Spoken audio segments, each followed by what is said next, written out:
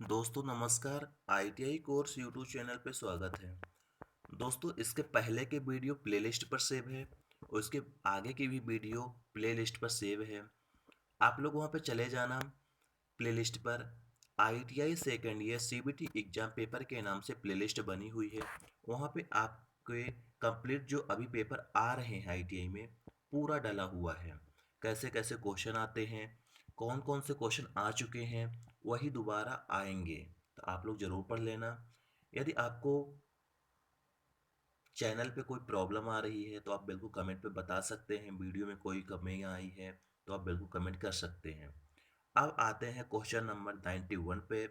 चलिए 91 क्वेश्चन क्या कह रहा है।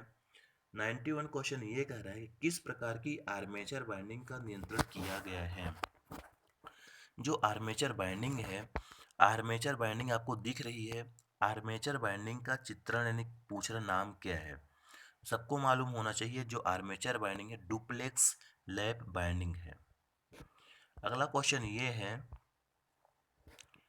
आर्मेचर के लिए कौन सा ग्राउलर परीक्षण सचिव है। सबको पता है ये ग्राउलर है और ये आर्मेचर है। आर ग्राउलर में जो आर्मेचर रख कर हम लोग टेस्टिंग करते हैं वो शॉर्ट सर्किट और open short circuit open circuit दोनों टेस्ट कर सकते हैं। अब ये पूछ रहा है कि जो हम लोग कर रहे हैं ये डायग्राम दिख रहा है तो इसका नाम क्या है। सबको पता होगा खुली कुंडली परीक्षण, ओपन सर्किट टेस्ट यहाँ पे अभी हो रहा है। अगला क्वेश्चन ये है, डीसी मोटर में सामान्य से ऊपर और नीचे दोनों गतियों को प्राप्त करने के लिए किस गति नियंत्रण विधि को लागू किया जाता है। डीसी जो मोटर होती है सामान्य से ऊपर और नीचे दोनों गतियों को प्राप्त करने के लिए जो हम लोग विधि यूज करते हैं उस विधि का नाम है bird Leonard method. Right answer D number होगा। बर्ड लियोनार्ड विधि के माध्यम से हम लोग मोटर की स्पीड को बढ़ा भी सकते हैं और मोटर की स्पीड को घटा भी सकते हैं। और आर्मेचर डायवर्टर मेथड के द्वारा हम लोग मोटर की गति को सिर्फ कम कर सकते हैं और फील्ड डायवर्टर मेथड के द्वारा हम लोग वो मोटर की स्पीड को सिर्फ बढ़ा सकते हैं। बट जो बर्ड लियोनार्ड विधि है इसके माध्यम से हम घटा बढ़ा दोनों सकते हैं।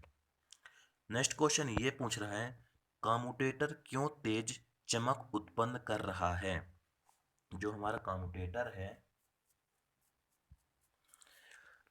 क्यों तेज चमक उत्पन्न कर रहा है। इसका जो राइट आंसर आएगा, ब्रश की गलत स्थिति के कारण ही हमारा कम्यूटेटर तेज चमकता है, स्पार्किंग करता है।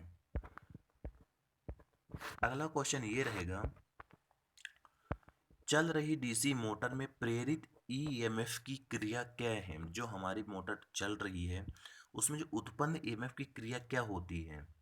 इसका जो राइट आंसर आएगा बी नंबर आएगा, लागू वोल्टेज का विरोध करता है। जो पहले से ईएमएफ उत्पन्न होता है, जो पहले से ईएमएफ रहता है उसका ही विरोध करता है। अगला क्वेश्चन, किस मोटर में यह विशेषता है। ये डायग्राम दिखा रहा है, कैरेक्टरिस्टिक्स है मोटर का। पूछ रहा है ऐसा कौन से मोटर का ये चित्र दिखा रहा है, यानी जो हम लोग देख रहे हैं स्पीड का और टॉर्क का। ये जो है 96 का सी नंबर होगा, संचाई कम यौगिक मोटर है। संचाई यौगिक मोटर का एक कैरेक्टरिस्टिक्स है, दिखा रहा है जो ऐसे दिख रहा है। यहाँ पे आपको स्पीड दिखेगा, यहाँ पे आपको टार्क की कैरेक्टरिस्टिक्स दिख रही है। अगला क्वेश्चन है 94, चार बिंदु स्टार्टर में होल्डिंग कॉयल से जुड़े प्रतिरोध का क्या उद्देश्य होता है। 4 पॉइंट स्टार्टर में जो हम लोग होल्डिंग कॉयल लगाने से मेन उद्देश्य क्या होता है। इसका जो राइट आंसर आएगा, एनबीसी में धारा की सीमा को कम करने के लिए। जो हम लोग होल्डिंग कॉयल में जो प्रतिरोध लगाने का उद्देश्य ये है कि जो एनबीसी में धारा को कंट्रोल करने के लिए। नेक्स्ट क्वेश्चन ये रहेगा 98 नंबर, डीसी श्रृंखला मोटर की फील्ड बाइंडिंग मोटी तार के साथ बाउंड क्यों हो है। इसका जो राइट आंसर आएगा, बी नंबर आएगा, लोड करंट को ले जाने के लिए। लोड करंट को ले जाने के लिए ही फील्ड वाइंडिंग मोटी तार के साथ बाउंड की जाती है। अगला क्वेश्चन, डीसी श्रृंखला मोटर का गति नियंत्रण किस प्रकार का है? ये मोटर का डायग्राम दिख रहा है, स्पीड को कंट्रोल कर रहा है, तो कौन सी विधि है स्पीड कंट्रोल करने का, वो डायग्राम दिखा दिया आपको। अब आपको आगे देखना है कौन सा है। इसका जो राइट आंसर आएगा, ए नंबर आएगा, क्षेत्र समानांतर विधि यानी फील्ड पैरेलल विधि। अगला क्वेश्चन ये रहेगा 100 नंबर, कतरनी मशीनों के लिए कौन सी प्रकार की डीसी मोटर उपयुक्त है?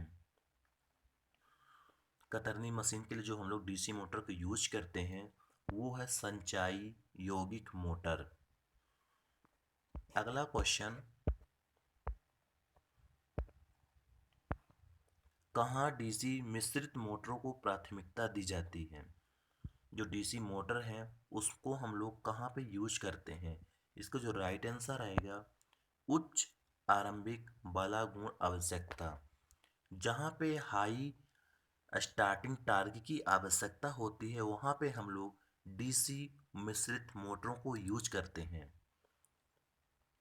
अगला क्वेश्चन ये है, डीसी मोटर के लिए स्टार्टर की क्या आवश्यकता है?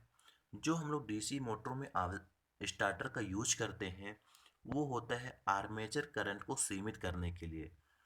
स्टार्टिंग में आर्मेचर करंट को सीमित करने के लिए हम लोग स्टार्टर को यूज करते हैं। अगला क्वेश्चन रहेगा,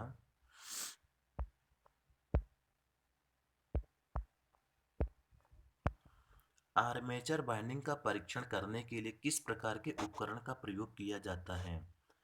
आर्मेचर बाइंडिंग जो टेस्टिंग करते हैं, जो इंस्ट्रूमेंट के माध्यम से, जो उपकरण के माध्यम से करते हैं, उस उपकरण का नाम है ग्राउलर। ग्राउलर के माध्यम से ही हम लोग आर्मेचर के शॉर्ट सर्किट और ओपन सर्किट का परीक्षण करते हैं। अगला क्वेश्चन है, 4 पॉइंट स्टार्टर के होल्डिंग कॉइल को शंट फील्ड के साथ श्रृंखला में क्यों जोड़ा जाता है?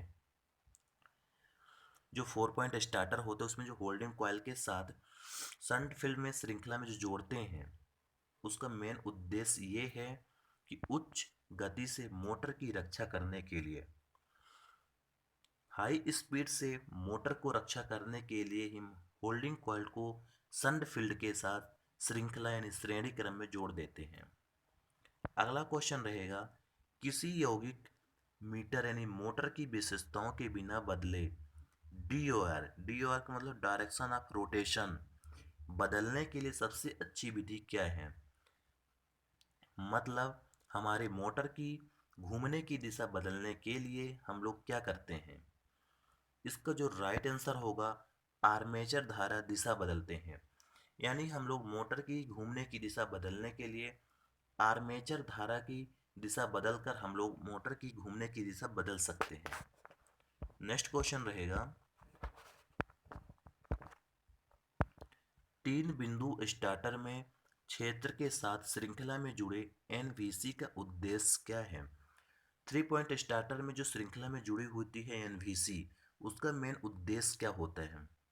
सबको पता होगा, मेन उद्देश्य ये है कि गति में वृद्धि को रोकने के लिए एनवीसी यानी no bolt coil, no bolt coil को लगाने के लिए यही करते हैं, स्पीड में वृद्धि को रोकने के लिए। अगला क्वेश्चन है 107 नंबर, भारी भार के अचानक भारित करने के लिए प्रकार की डीसी मोटर का उपयोग किया जाता है। हैवी लोड के लिए जो हम लोग मोटर को यूज करते हैं उस मोटर का नाम है संचाई यौगिक मोटर। अगला क्वेश्चन,